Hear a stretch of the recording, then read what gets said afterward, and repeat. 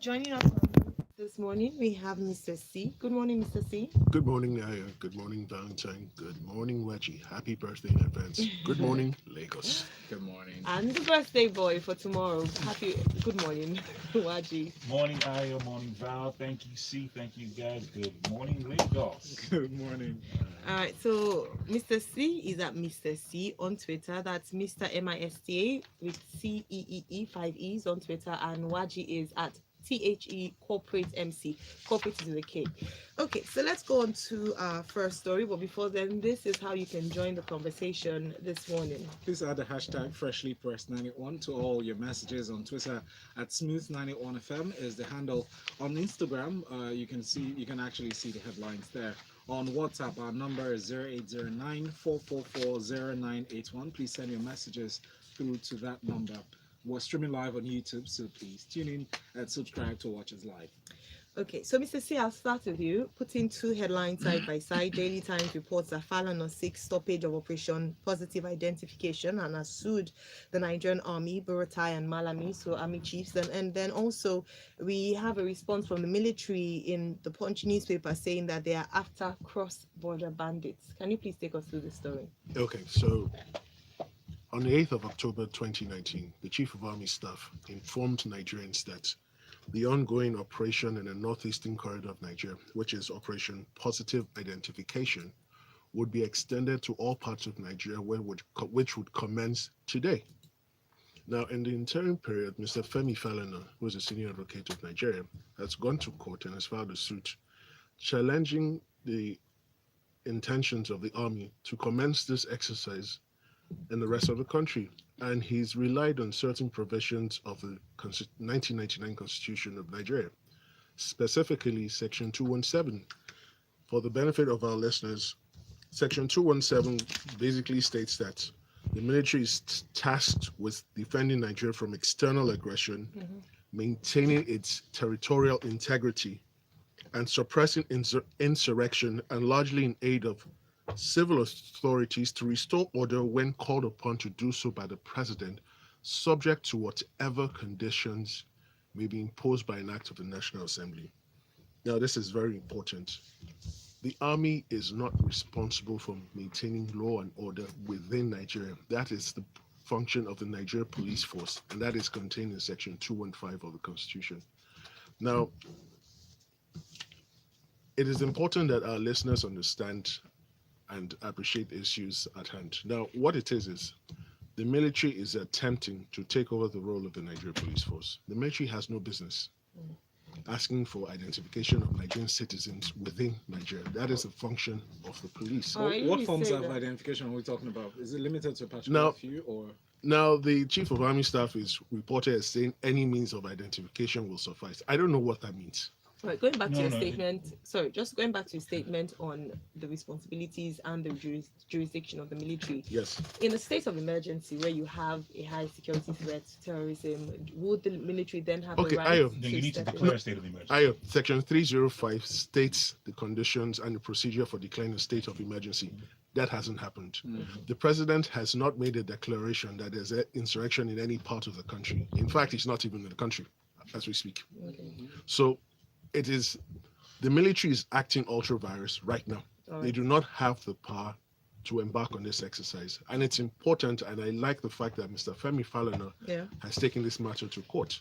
Because if he doesn't, institutions in Nigeria will continue to act beyond their powers and authority. And then let's go back to the Punch headline where it talks about them going after cross-border bandits. That is within their remit as the military, because then they're saying that it's actually the cross-border. Okay, so the question is, why are they not working in conjunction with the Nigerian Police Force and the Nigerian Immigration Service? Okay. Because what's to say they are not, though? Is it because it's not on the pages of the papers? The history of work between Nigerian security agencies suggests that sometimes they don't work together. They work at cross purposes. It's more like top protection. So there's nothing to suggest here that they're working with any of the other agencies. Okay. But in terms of the cross-border bandits that she mentioned, because it's been talked about, the authorities had indicated Okay. that the country has been infiltrated because of the porous borders. We have a lot of aliens, like Okay. they say, in the country who have no form of identification. We see them all around. Okay, so the cross-border bandits will more likely be found in the northern parts of the countries. Why extend this operation? Why would you extend this operation to Lagos? Are there cross-border bandits in Lagos? Because to a large extent, you've seen cross migration across states. You've seen tanks. There have been reports and pictures and videos of tanks, coming to the south, Yes. to the southwest. When I say tanks, I mean like trailer loads of people migrating to the south. So could this be another indication that they have been infiltrated in this part? Okay, so it speaks to the apparent lack of communication between the agencies, because we have the Defense Intelligence Agency, we have National Security Agency, we have military intelligence.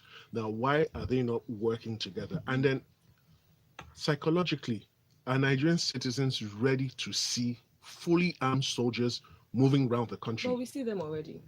No, not everywhere. Mm. But now, To the scale. yes. Imagine driving home from work and then you're stopped by fully armed soldiers demanding for your identification. And what if you don't have it with you?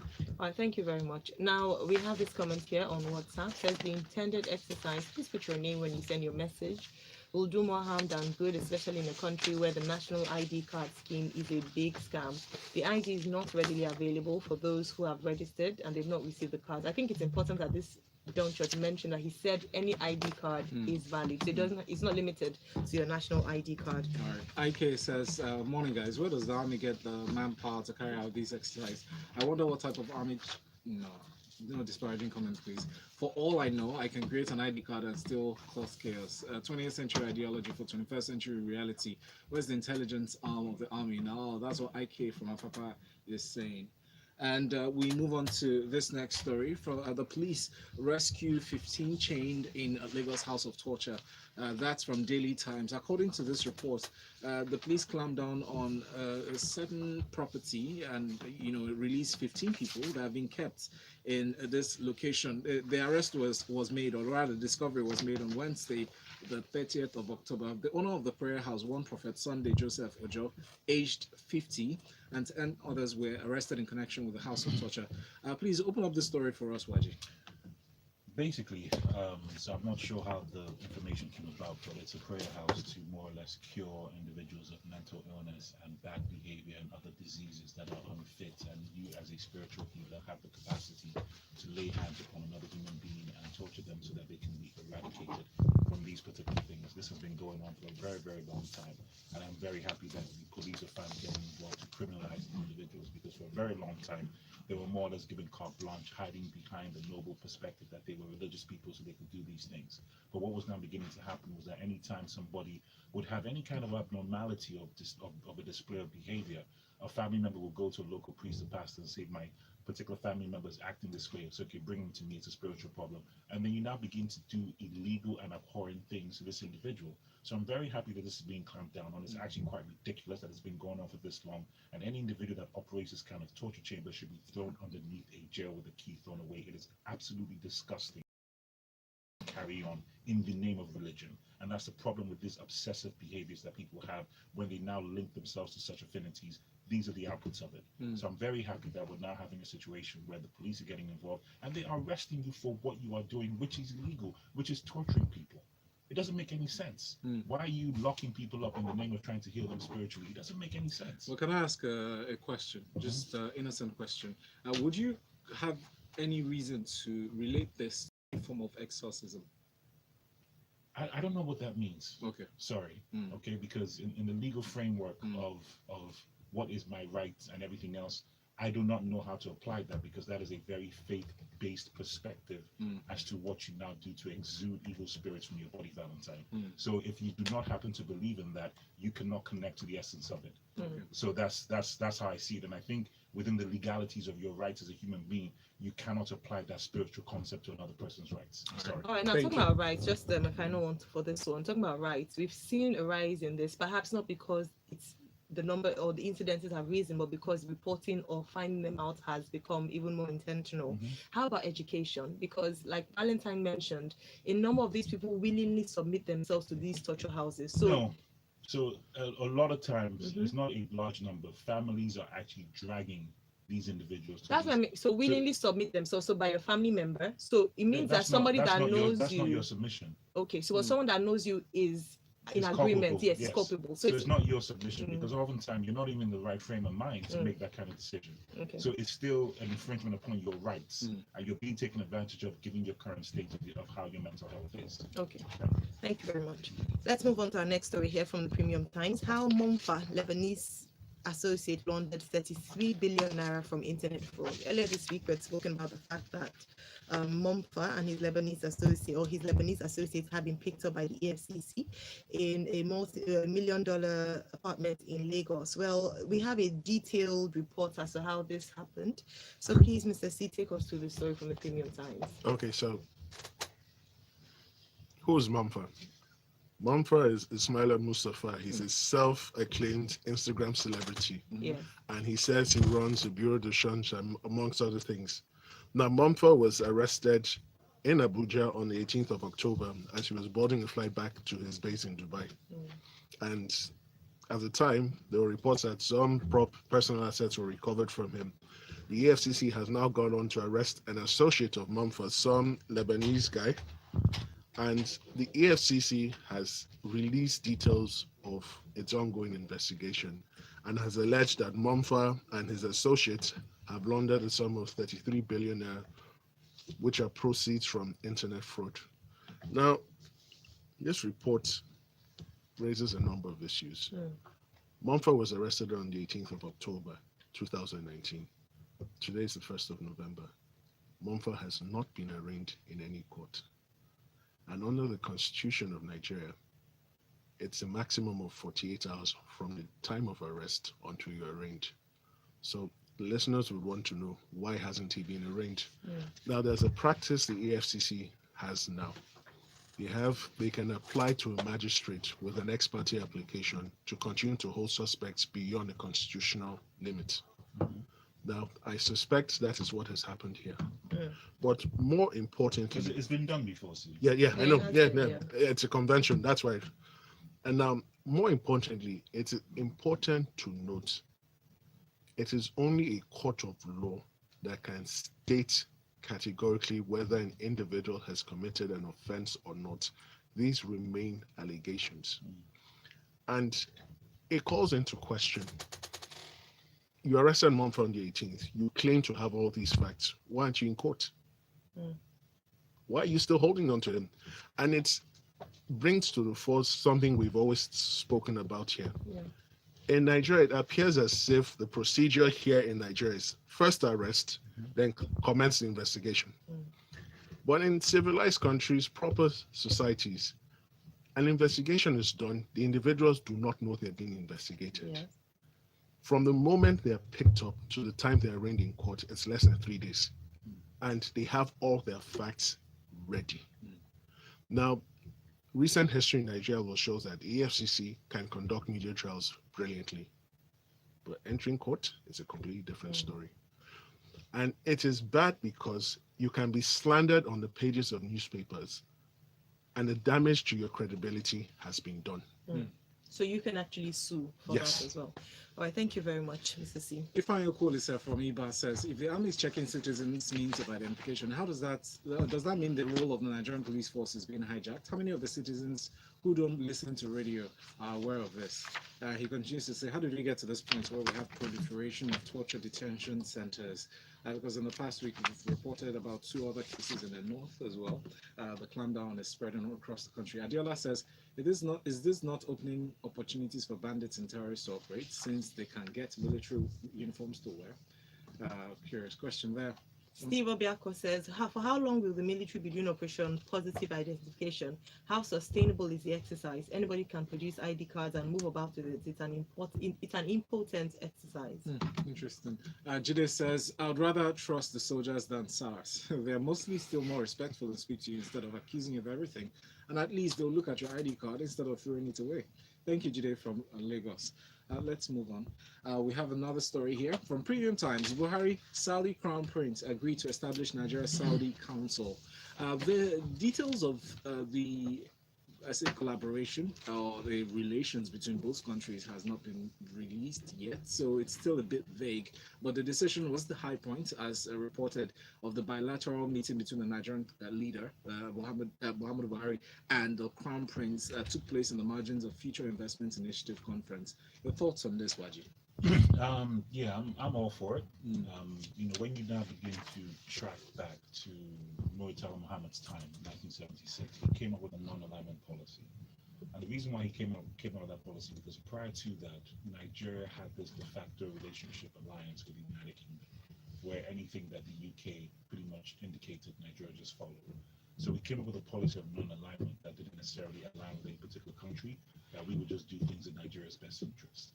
Having a relationship with Saudi Arabia is in Nigeria's best interest, regardless of what anybody thinks. It's fantastic for business, it's fantastic for investments, it's fantastic for opportunities to grow. When you now begin to look at the areas of focus that this particular relationship is going to tap into, we're looking at things like economic growth and development, investments in oil and non-oil sectors, and then also security cooperation, which we need, especially when you now begin to look at what's happening in the Sahel regions. With the defeat of ISIS in the Middle East and other parts of that particular region of the world, you're going to see a natural migration of these fundamentalist ideologies coming to the Sahel region, which northern Nigeria is exposed to. So we need all the help we can get with regards to powers that happen to know and have the intelligence of now defeating these bodies, and are not going to now bring it at an exorbitant cost to Nigeria.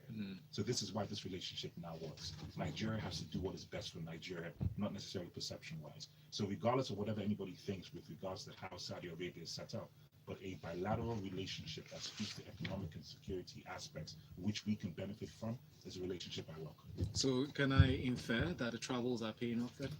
That the travels. Yes. Oh, this one definitely. No. I was in full agreement with this. Trevor Noah's lapel pin doesn't agree with you. He And that's said fine. Nigeria Saudi Council my foot. What will Saudi Arabia gain from collaborating with Nigeria? We just wasted tax money on flying there. They will not invest in our refineries until we deregulate PMS and pass PIB. I don't agree with that, and that's not how this works. The way that countries like Saudi Arabia, Russia, and China operate is a very different system. You see, what Trevor Noah's lapel pin is doing is operating his context of bilateral relationships based on what the Western countries do, which is now coming to have influence on your internal policies. Whereas your Russias, your Chinas, and your other Middle Eastern countries don't have that particular perspective. Theirs is very, very simple with regards to what they want to get out of it. So we should shift our paradigm and break our thinking of how bilateral relationships work. So once again, this is very, very good for Nigeria. The same way the Chinese-Nigerian relationship was very good for Nigeria. So let's think a bit more. Besides, we're not the first that they've invested in the first country. They've invested in India, in Pakistan, in Indonesia, and they're willing to do the same for Nigeria, given the favorable business environment. So they are. Of course, absolutely. All right, that's great. Benga says when will Monfa and his associate be arraigned in court? The FCC seems to have taken its case to the court of public opinion, and that is a no. Right, let's move on to courts. Now, George Tukanu, prison is the safest place for you, from the New Telegraph, Mr. C. So Justice Binta Nyako of the Court, sitting in Abuja yesterday, told the leader of the proscribed IPOB, Indigenous People of Biafra, Nnamdi Kanu, that the safest place for him was to be remanded in prison pending his trial over alleged treason.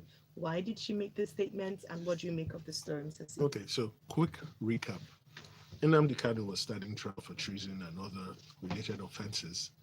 And in 2017, he was granted bail by the court, but there were conditions attached to the bail. He subsequently disappeared from Nigeria and hasn't returned ever since. Now, the matter came up yesterday. The story. He showed up during the elections. I didn't see him. He showed up briefly. Okay, that's okay.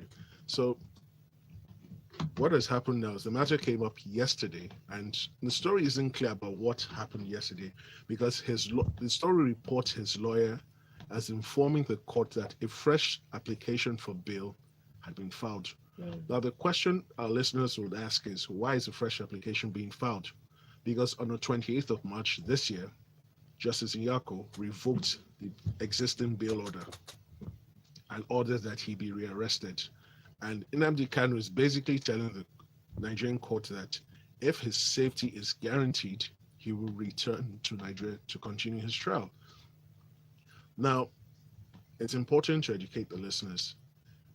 When an individual is arraigned in court over criminal charges and is granted bail, if for any reason he jumps bail Mm.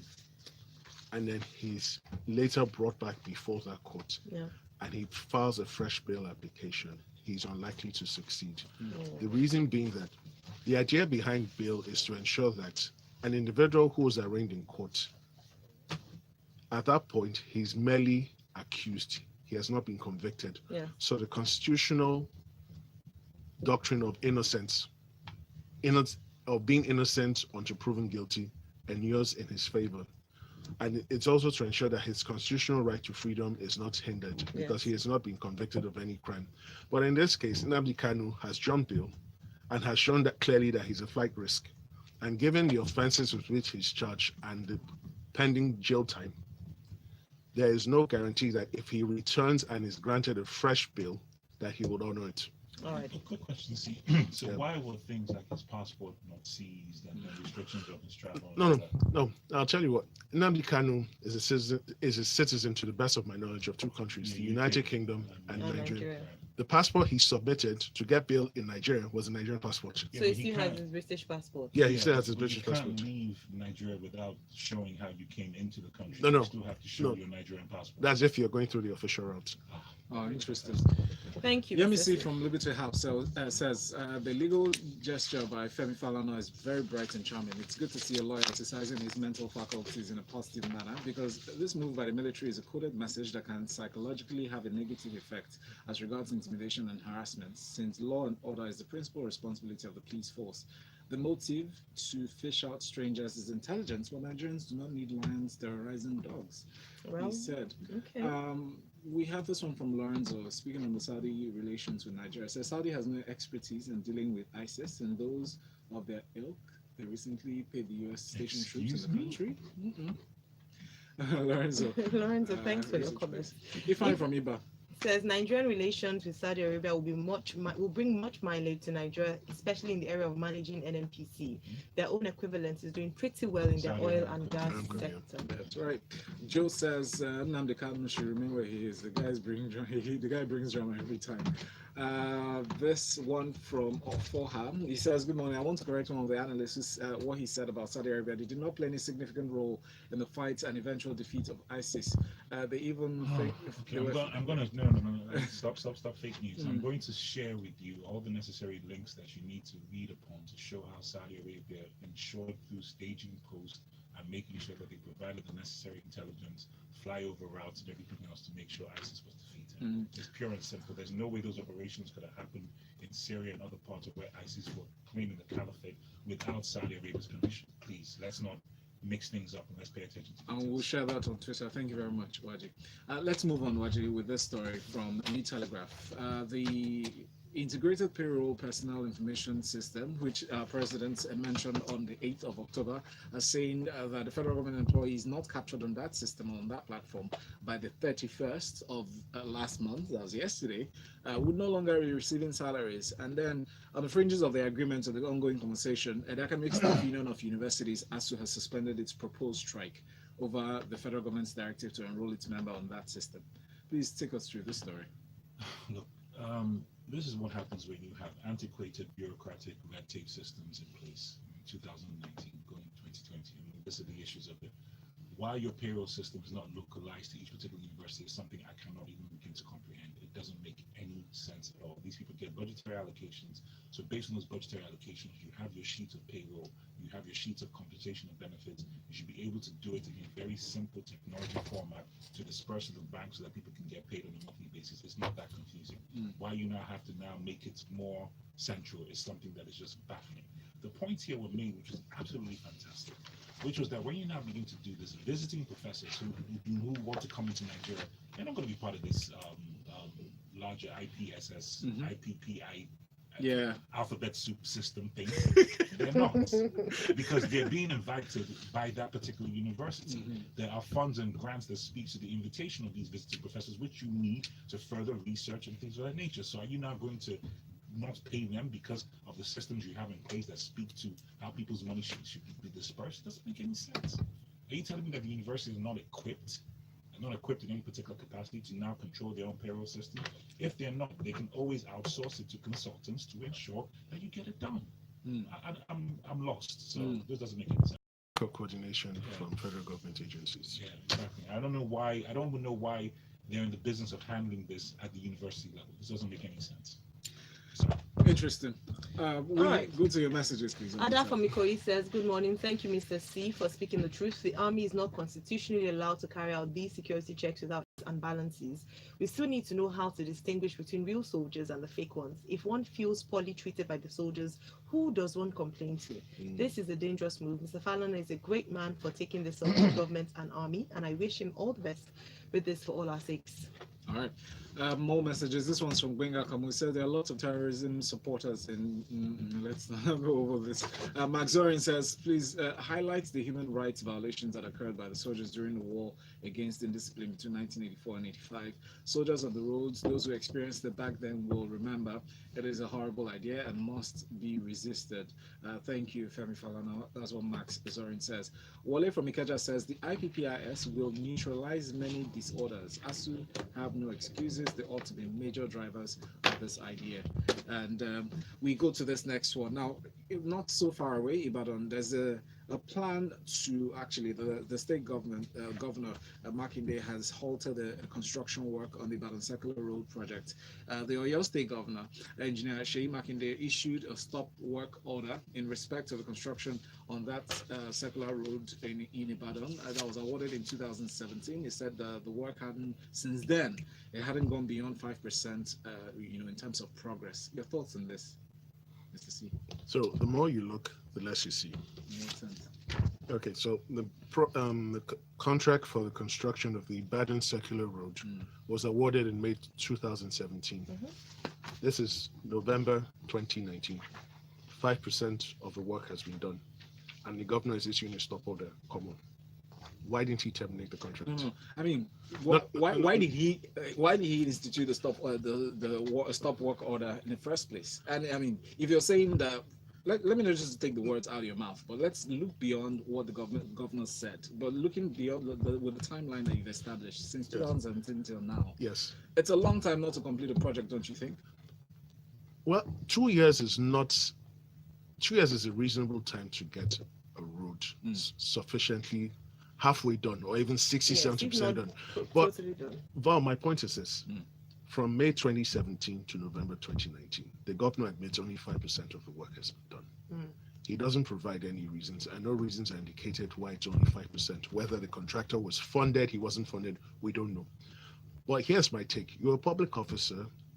You've been elected by the people of Oyo State to represent their interests and to get the best deal for them with respect to all parts of life. Now, if a contractor has only done 5% in 2 years, why are you not terminating? No, you have to, yeah. No. There's a process to it. Yeah. So the stop order is to now answer these questions you're asking. Is to now find out, okay, well, how come this hasn't been done? Is it a function of not getting the necessary funds? Because to terminate it could be a violation of the contract, especially. No, I'm getting there. Especially if the contractor was not given funds by the government. So to do that is to put the government at risk. Okay, so that's why the stop order is it's a stopgap towards your point. Though. I was getting somewhere. Okay. Now, there's an agreement guiding the construction of this road. Yes. Now, the stop order the governor made, was it in line with the agreement? We don't know. Right. Now, he says he now wants to find out why it's only 5% has been done. Yeah. Excuse me. He was sworn in on the 29th of May, 2019. This is 1st of November. No, but you have to cut him some slack, Ayo. We keep cutting these guys slack. They keep on doing what they like. He's had at least 4 months to find out what happened if he was truly interested. I was going to say, except this for years, except in the list of priority when he took office, he said he was going to investigate this road. Don't forget, it was on inspection. He found out that only 5% had been done. 4 or 5 months. You haven't inspected the project. You haven't found out. Come on. Mr. C, it's easy to attack the government, but if you look at it in a bit, like I said, it's very, very easy. I mean, it points to the fact that that's not the first project. No. I'm not saying that's the only project, but think about it. There are 30 days in a month. We've had 4 or 5 months.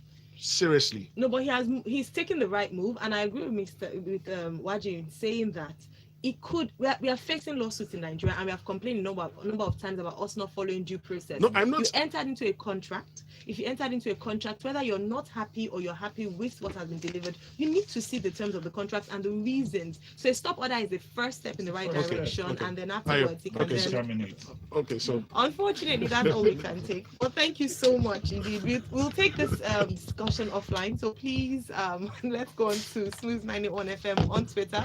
Mr. C is at Mr. C on Twitter. You find his handle on our page as well as Waji's one as well. Waji, again, happy birthday for tomorrow. Thank you. Lagos, thank you so much. To Feel Good Friday. Tomorrow we're still here.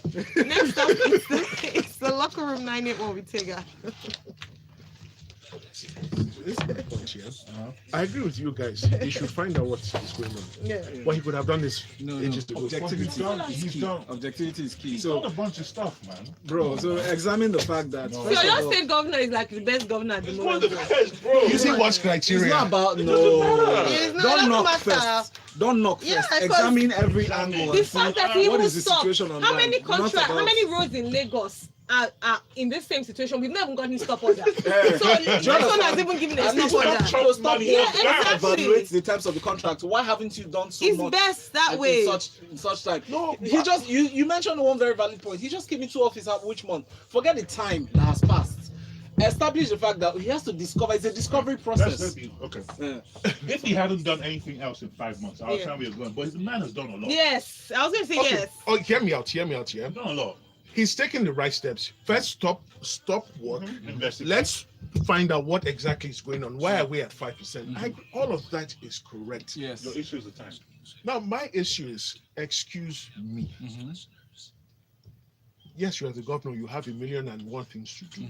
But this is the Ibadan Circular Road. I don't think there are two in Oyo State. It's only one. Is it road projects that's the primary objective? Exactly. He's done But schools. it's You a know, he's major done- road. Yeah, That but road he's we're done- talking about is a No, major you haven't road. answered my question. The file Is just road got to construction his the desk. primary He has objective been of the dealing. governor? Should be your governor that said road was his own It's not. objective. No, I Look agree. at all the potholes in I Lagos. said he has 1,000,001 in the things themes. to do. No, What do you see, say about Sanwo-Olu? yeah, exactly, That's- Sanwo-Olu Mr. campaign. Sanwo-Olu, I don't know. on transportation and traffic management. Waji, Sanwo-Olu, I don't know why you people expect anything from him. It's not about He had no expectations. plan. He listen. has no plan to run for office. It's not about that. See, that's your own personal No, but in opinion, the to be same way, honest. he had no plans, but he's had campaign time at least 2 years. Aha. Then he's had 5 months in office. How about we evaluate that? Campaign time. Yes, sir.